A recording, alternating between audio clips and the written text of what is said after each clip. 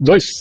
Tenho. Não, eu tenho, sim, eu ouvi já de três, quatro pessoas falando sobre o Felca, né? Pô, o Felca tinha que se candidatar, né? Porque o que ele fez recentemente, por uma postagem, um vídeo, foi algo impressionante que ele movimentou, né? E aí eu sempre pergunto, quem seria um outlier? Quem seria alguém de fora que não tem um passado político e poderia entrar, já que nós temos uma posição tão dividida, tão fragmentada, sem nenhum candidato bem posicionado nacionalmente, que tem alguma alternativa? Você acha que vingaria alguma alternativa de fora? Um cara que tenha de mídia, um cara que explodiu agora e que vai conseguir se manter no auge até a eleição?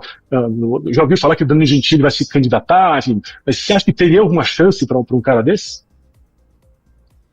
Olha, Edu, a gente mede muito essa questão de um outsider, né, total, e se ele pode outsider, tem razão, falei outsider. A gente teve, em um determinado momento, o Luciano Huck surgindo como uma possibilidade.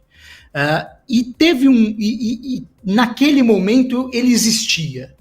Hoje o Luciano Huck é visto como um global e, portanto, um esquerdista na cabeça de boa parte da população brasileira. Isso acaba jogando ele para um lado em que ele tem dificuldade de crescer. Até porque daí a esquerda também não o compra. Né? Então ele acaba ficando nesse limbo, porque a esquerda tem um nome, tem o Lula. Né?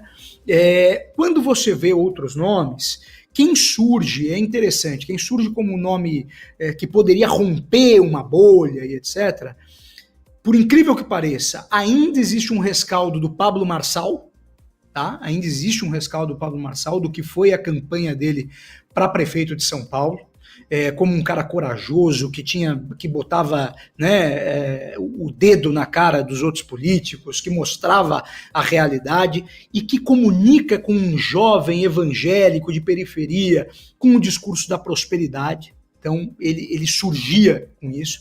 Tem sido muito atacado, então não tem tido tempo para responder, e isso tem dado uma certa fragilidade à sua potencial candidatura, e ainda mais tem os problemas todos de justiça que ele precisa enfrentar. Né? Mas um outro nome que surgiu e que, olha, eu vou te dizer uma coisa, a depender do que se desenhasse de cenário poderia surpreender, era um cantor como Gustavo Lima, com um discurso de direita popular, um discurso da direita popular, um empresário, daí era menos o cantor, mais o empresário que teria que vir para o jogo, mas com esse discurso popular, que é onde hoje você tem um Ratinho Júnior entrando, não por ele, porque as pessoas não conhecem o Ratinho Júnior, mas por causa do pai.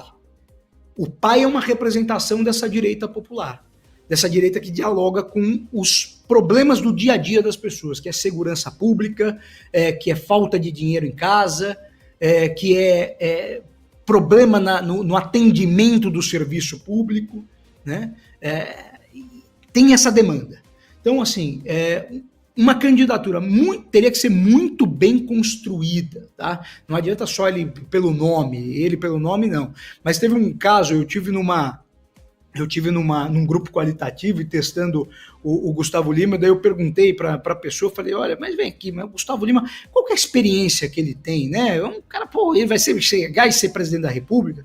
A pessoa fez uma ponderação que pode virar um tema de campanha, que é o seguinte, ele falou, olha, o Lula tem experiência, o Bolsonaro tem experiência, o Temer tinha experiência, a Dilma tinha experiência, e onde nós chegamos? Então, será que a experiência é tão bom assim? Talvez não valha a pena arriscar com alguém que tenha uma característica de ser um empresário, de ser que entenda a dor do povo, que conheça a realidade popular.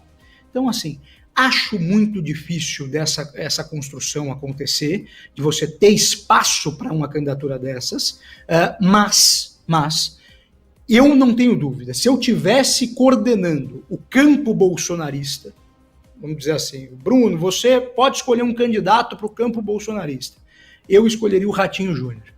Para mim é quem representa, para ele ser o candidato da direita no Brasil. Ele é o único candidato que dialoga diretamente com o eleitor do Lula. Por conta, não dele, por conta do pai. E eu tenho ouvido muito o nome dele ali na Faria Lima, viu, Bruno? Ele tem despertado ali atenções, até porque o Tarcísio é um nome forte, como você colocou já aqui durante a nossa conversa, mas é um nome que muita gente desconfia e tem um pouco de medo de deixar o Tarcísio ali numa presidência da República. O Ratinho Júnior já não tem tanto esse perfil. Você estava falando sobre o Gustavo Lima.